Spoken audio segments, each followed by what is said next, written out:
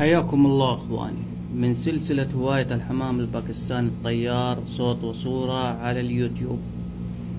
زي ما انتم عارفين ان هواية الحمام الباكستاني الطيار هي عبارة عن مدارس، ولذلك المدارس لابد لها من أساتذة وشكردية.